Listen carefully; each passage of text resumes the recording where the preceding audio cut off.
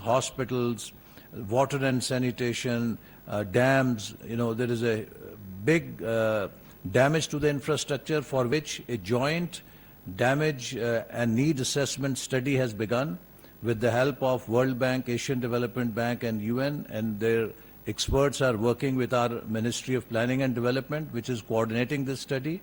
And we hope to have some initial estimates ready before the Prime Minister leaves for the UN General Assembly. And the detailed study, we hope, would also be ready with us in 4 to 6 weeks. The second important challenge, Mr. Secretary General, we face is the loss of livelihoods. All of these people have lost their livelihoods.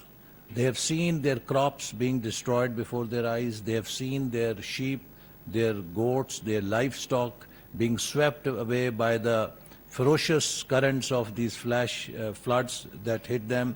Their orchards have been destroyed. So their lifelong savings have gone. And also these farming communities store the grain for their whole year as a safety net. Though that grain has been lost, their seeds for the next harvest have been swept away by the water. So they are virtually standing empty today, and we have a big challenge to put them back to life. And these are not a few hundred or thousand, about 33 million people. Majority of them will require new livelihoods. Then, Mr. Secretary General, Pakistan faces two more challenges: deceleration of the growth as a result of this enormous calamity. We are expecting plus minus 3% drop in our GDP growth rate, which was supposed to be at 5%. And that will have enormous impact on the employment, on the poverty in the country. We were already facing very high inflation, partly for two reasons. One, because of the IMF program, for which Prime Minister took some very harsh decisions. And also because of the Ukraine crisis that has put a super cycle, shock for the whole country, whole world. So we will have to battle with this high inflation also. So in this backdrop, this center is doing a very important role by coordinating civil, military, federal government, provincial governments' relief, rescue efforts. And we are also working simultaneously to build our next plan to build a more resilient infrastructure. And we hope that with your help, we will be able to mobilize the international community so that they can help us, as it has been, and you have been championing. I think I don't need to say anything, because the way you have articulated the challenge that Pakistan faces, nobody else can articulate it better. So with your leadership, with your support, we hope that Pakistan will come back. Pakistani nation is a very resilient nation. We have been tested before with many calamities. Each time, Pakistani people have fought back. And with the support of friends like you, we hope that Pakistan will again rebound, and it will be back to normal, and we will be able to give our people a decent and good quality of life that they deserve.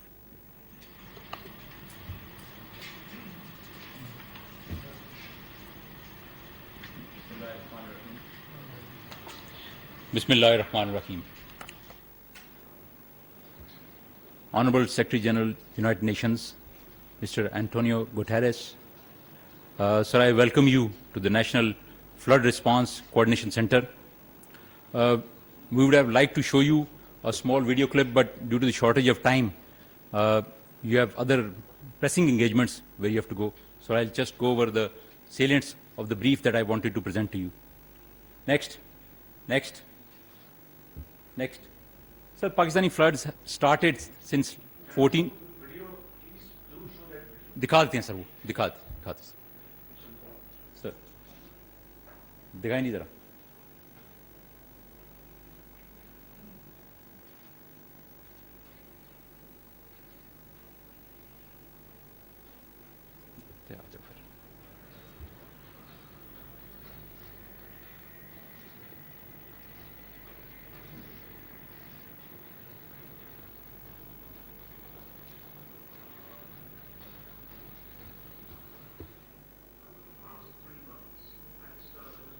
ravaged by the most catastrophic floods in our history.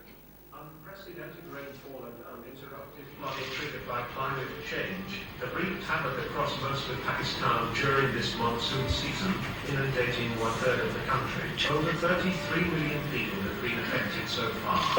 बच्चे डूबे हैं, माल मवेशी डूबे हैं, और सारे घर तबाह हो गए।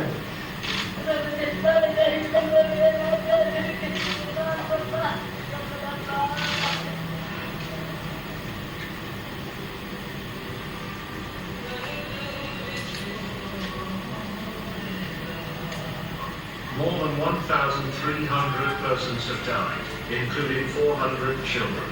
Over 12,000 people have been injured. Millions of people have been displaced.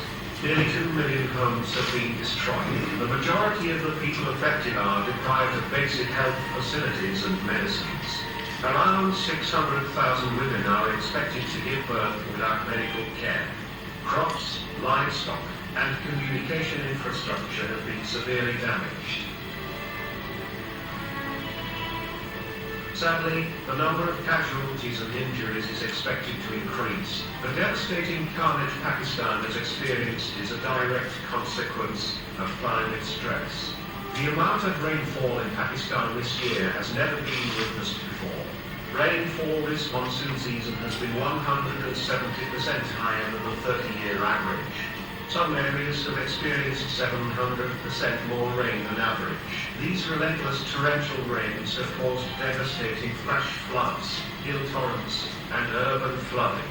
For a country that emits less than 1% of global greenhouse gases, our climate vulnerability is unfairly high, ranking among the top 8 climate-impacted countries in the world.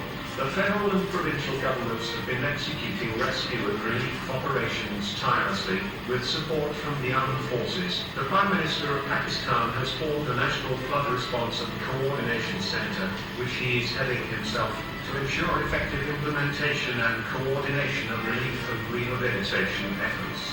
However, given the unprecedented size of the calamity, the resources currently available to the government of Pakistan are not enough. Help and assistance are arriving from friendly countries and multilateral partners.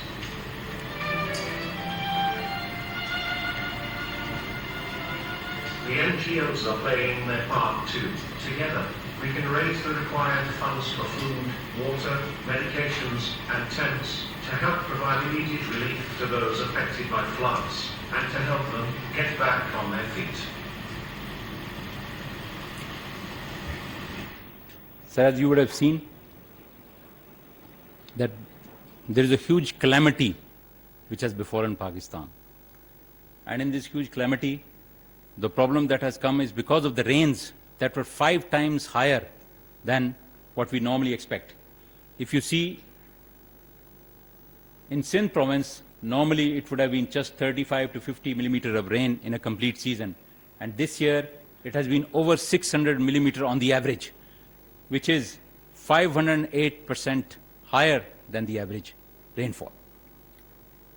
This is also because of the changes that are occurring because of the ENSO and the Equino, and this has a strong bearing on the monsoon region. Next. So this map would show you what kind of rainfall we have received. If you would just remain on the red, you will find that this is the entire Sindh province.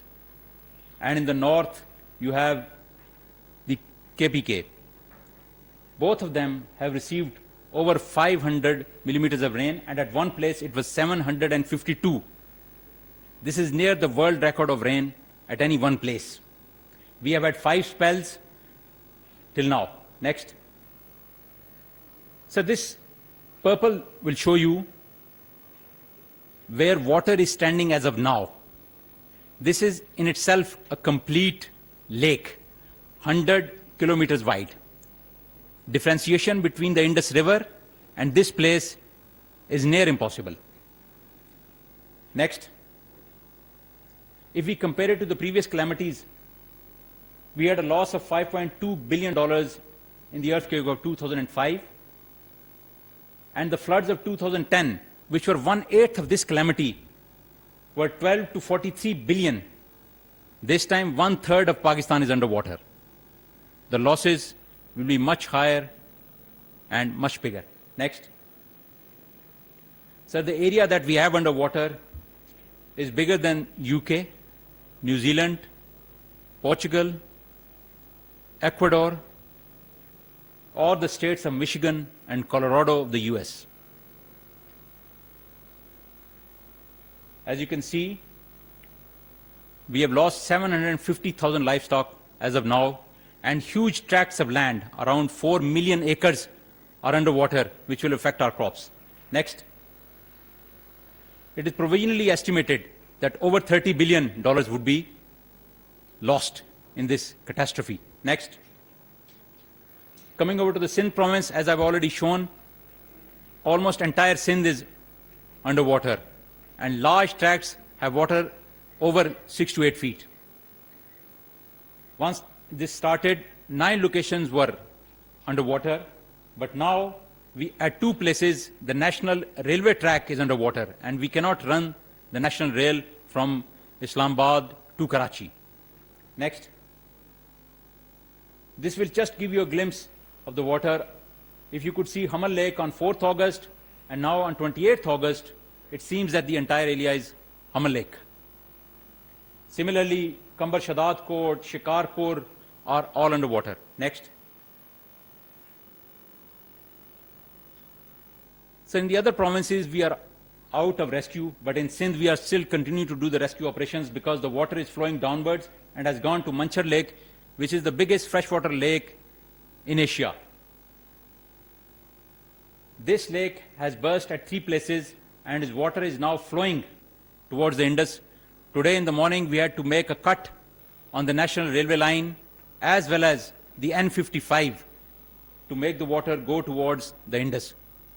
We are hopeful that in the next week or so, the situation will start stabilizing, but for 1 week, we have 160,000 people still in the area. Next. In the south of Sindh, the LBOD is carrying a large amount of water, but our districts are still underwater.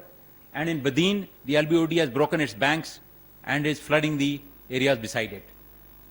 Next.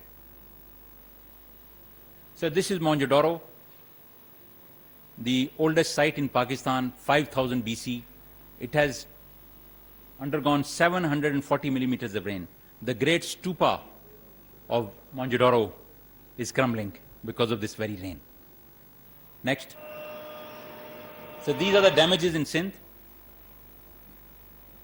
Next. In Balochistan, you would see red and pink. These are the districts which have been affected. 4 districts are still underwater. At the start of the floods, Balochistan was cut off from the nation. All national highways were cut off. But with hard work and effort, we have been able to restore that link in the last month or so. Next. Now, we are left with only 3 places, and the major problem is with the Mach bridge, which collapsed, and till that bridge is constructed, no railway traffic can run from anywhere in Pakistan to Quetta. Next. Next. So this is the condition of the railway lines. Next. In KPK, a large area was affected, 17 districts, in which we still have water in 2, and the rest have been cleared. Sir, on your arrival today, we had 1 last location opened up at Kalam. Next. Next. Kalam has been opened today, sir, in the morning. Next. These are just a few glimpses of what happened. Next. In Punjab, it was only basically 2 major districts where only at 1 place we have standing water. Rest Punjab is doing well. Next. This was the water which stood in different areas. Next. Rajan, you would see, sir, it has still water standing over there. Next. In GB and AGK, the rainfall was less due to climate change. This is the area which traditionally got rain, but this year there hasn't been any much rain in the area. Next. This was hill torrents which were taking away everything. Wherever it rained profusely. And at other places in AJK, no rain. Mangla Dam is presently at 50% capacity, while at other places we have almost 10 times worth of water standing at different places. Next. Next. So in response to this, the Prime Minister had ordered the setting up of the National Flood Response and Coordination Center. Our mandate is to synergize and articulate the national flood effort. And we are doing it through assessment, coordination, forecasting, and lastly, policy recommendations. Next. So this is the organization where all stakeholders are a part of it. Ministers of the government, as well as provincial governments are part of it, and of course, the military. Next. This is the military organization. Next. So the relief efforts that have taken place till now, we have already issued 2,98,000, but this is just a drop in the bucket. Perhaps much more is required. Next. Similarly, we are receiving help from our international bodies as well as our friends all over the world, including UAE, China, Uzbekistan, Qatar, France, Jordan, USA, and of course, the UN is always at the front of all these things. Next. This is what is all arriving in the next coming days. Next. We have also established a number of relief camps and medical camps. Next. And collection centers. The army is collecting at a number of places from where we transport this to the areas affected. Next. And this is all that we have transported till now. Next. Some glimpses of the relief effort going on. Next. Next. Next. Sir, we have done a lot of coordination with OCHA, and last week we had a coordination conference over here in which we called all the major NGOs and we coordinated with them how this system is going to work. The UNRC helped us in that matter, and we continue to work with them in order to improve how the NGOs provide help to the people and where we require it. So it's a coordinated effort between. Sir, we have started the joint survey in Balochistan. It has started in GB, Punjab and KPK. It will start by Monday. And Sindh, because we are still in the rescue phase, will start once the rescue phase is over. Next. Sir, the Prime Minister of Pakistan has very kindly given 28 billion rupees to the BISP, which has, out of which 20 billion has already been distributed to the people at 25,000 rupees per household, and this is being increased to 70 billion, and which will provide almost 1.5 million families will be provided this money. In addition, waiving off of the electricity bill in all those areas where there is water standing, and deferment of payment of agricultural loans, which will be approximately 52 billion rupees once it is done. Next. Sir, we have already seen how we are looking at it. Next. The concept is very simple, sir. We are in a rescue phase in Sindh, but in other areas we have gone to relief, and we will go to rehab and reconstruction. At present, we require tents, we require mosquito nets and food. But once we go to the rehab stage, we have to reconstruct in major areas disaster-resistant structures for which help would be required from the international community. Next. So this is the plan of action which has been approved by the Prime Minister and which we will be following to the hilt. We are already in the rescue. I feel that another 2-3 weeks this will continue. We will go to relief. Relief will last in certain areas even up to 6 months because of the standing water. And then the survey is going on, which will complete by the end of October in most areas. And from then on, we will move forward. Infrastructure is being opened as we speak, and very few areas are left. While the national infrastructure, we would like to rehabilitate some of the national highways and the railway line. And now, sir, this last aspect of compensation is already in full swing. As I said, the Prime Minister has already given the money, and 20 billion has already been distributed. The rest will be distributed in this month or so. Next, please. Sir, our lines of effort include immediate relief, damage assessment, survey of infrastructure, and then redesigning of infrastructure. And then we will carry out studies of long-term weather effects so that we can do construction of disaster-resistant structures. And of course, one of the most important things that we have learned from these floods is restoring the drainage system, which we will go after in a big way. Next. Sir, this NFRCC basically ensures better coordination between federation and provinces, ensures efficient relief distribution. And of course, we are facilitating the NGOs, correct damage assessment, and of course, data correction and uniformity would be there. We want immediate road and railway connectivity. Hopefully, we will have railway connectivity in the next 2 to 3 days. And of course, the credible joint survey. Next, please. And we are preparing the health response plan, the food security plan, the draining system rehabilitation, education in displaced areas, and of course, improved information flow. Next. Sir, thank you very much, sir. That is all from my side.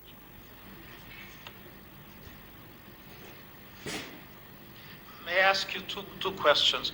I've read in the press in the last 2 days that there was a lake in which you were worried about is it controlled? Has a total capacity of 125 feet it could rise to. It rose to 124 feet. Therefore, we had to apply breaching sections at 2 places. The water is out. It has flooded 5 tehsils. Almost 164,000 people are affected in that area.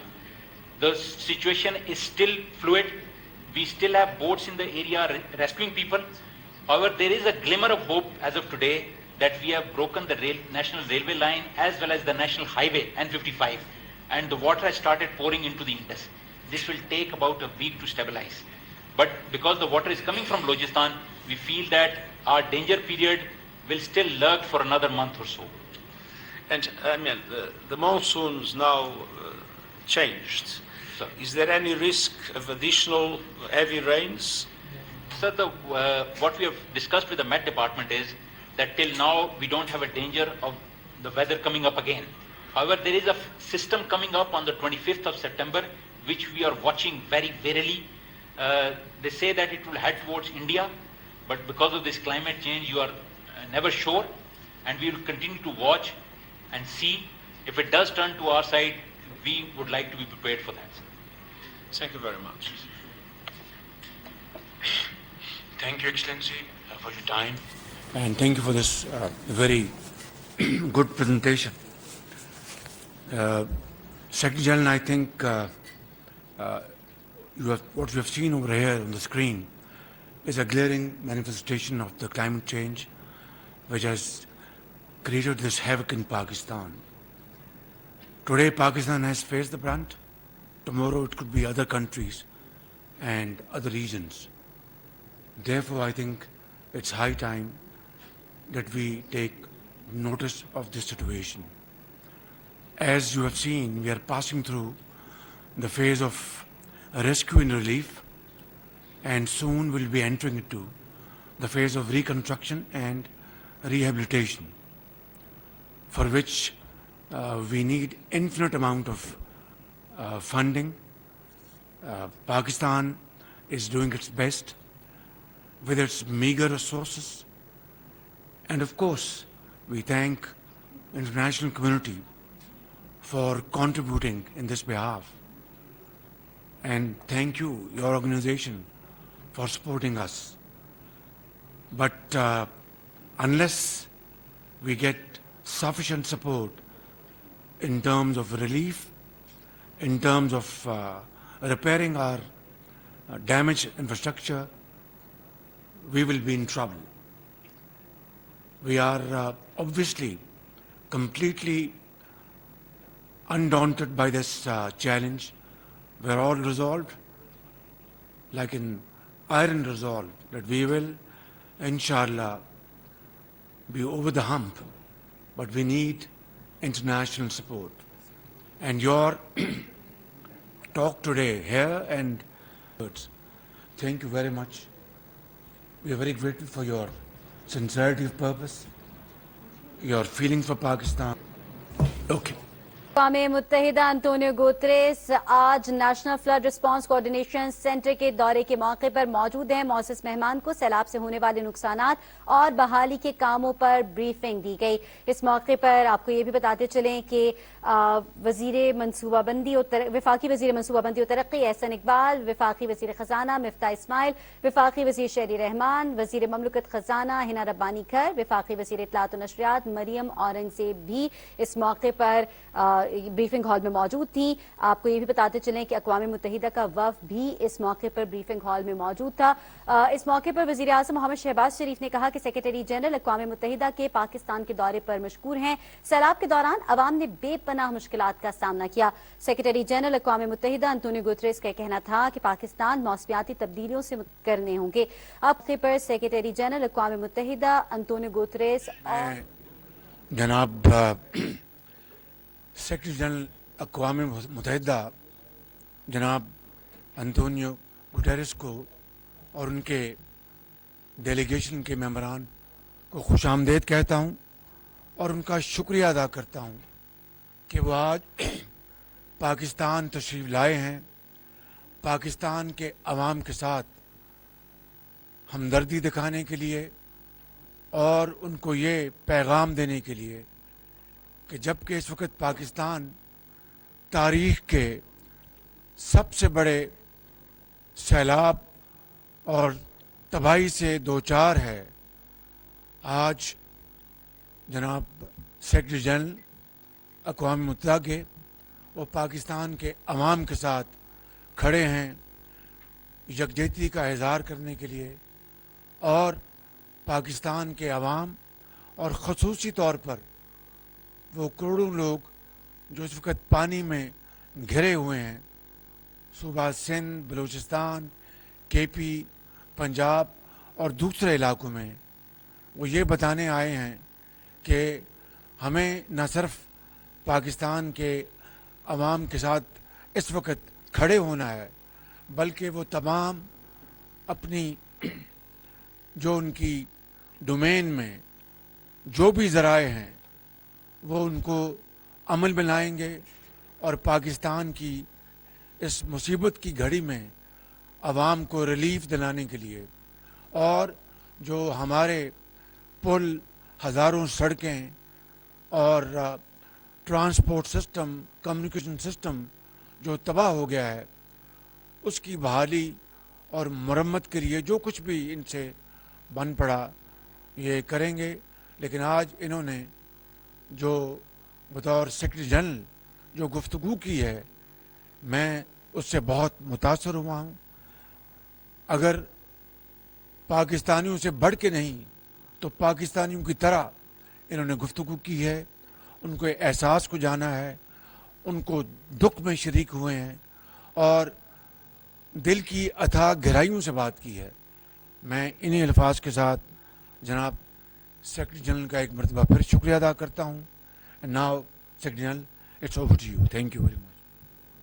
Thank you very much, Honorable Prime Minister. Allow me first a few words to the Pakistani people and then to people around the world. To the Pakistani people, I am no stranger to Pakistan. I have a love affair with your country since 17 years ago, when I started my functions as High Commissioner for Refugees.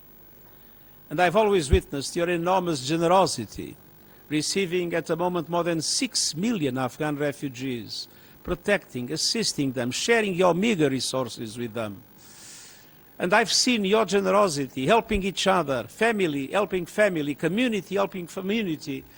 When I came in 2005 because of the earthquake, when I came in 2010 because of the floods, and when I came later during the dramatic incursion of terrorism around Swat Valley and further when they are close to Islamabad and hundreds of thousands of people were displaced, and I was there with them.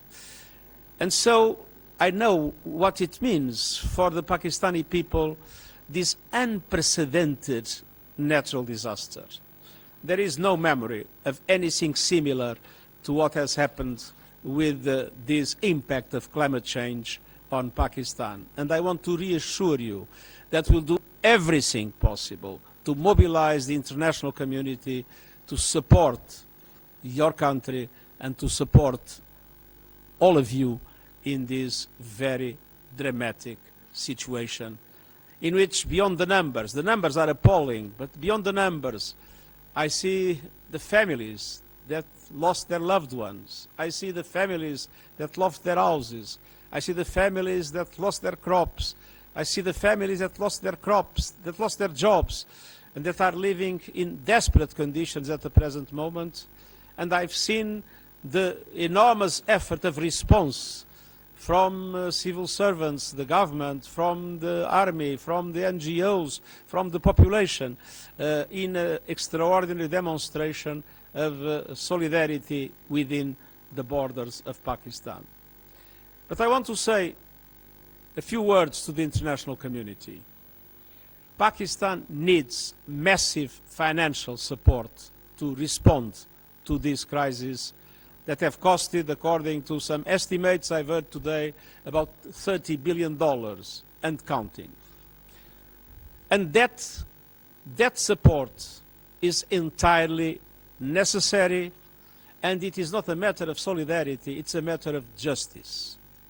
Pakistan has not contributed in a meaningful way to climate change. The level of emissions of this country is relatively low.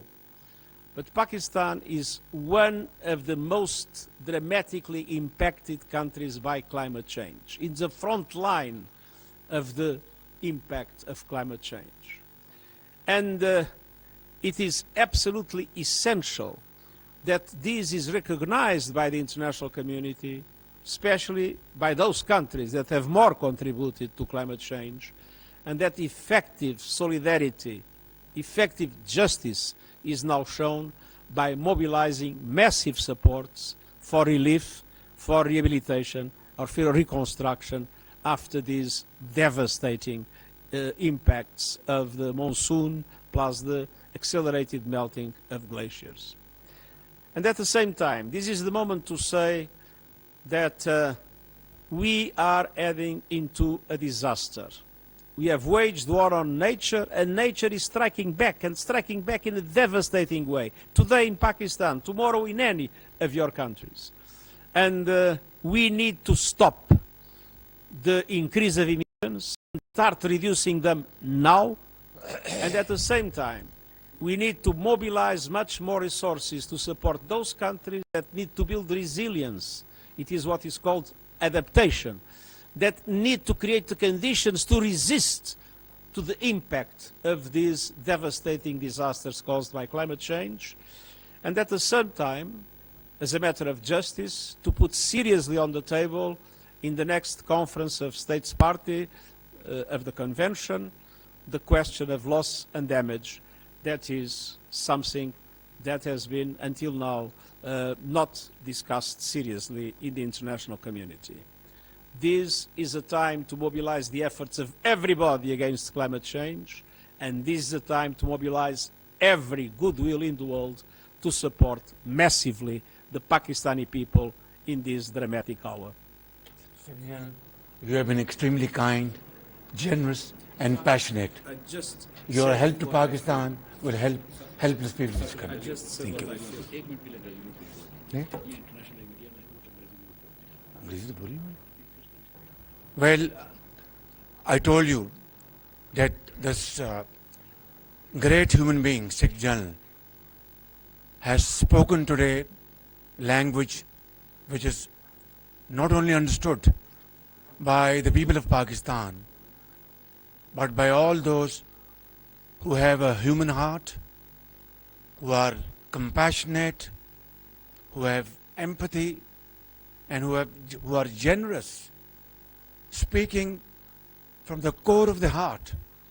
And I am deeply touched by his message today, by his statement today. This is my first meeting with him, but after having met him, it seems that we have been together for many years. Thank you very much, General Secretary. And I assure you, whatever support we get from your institution and through your institution, I give you my word of honor, along with all these ladies and gentlemen sitting on this table, ministers, general officers, government officials, ladies and gentlemen, that every penny we get from you or from wherever, we will spend it most transparently and in the interest of the suffering humanity. Thank you. Thank you.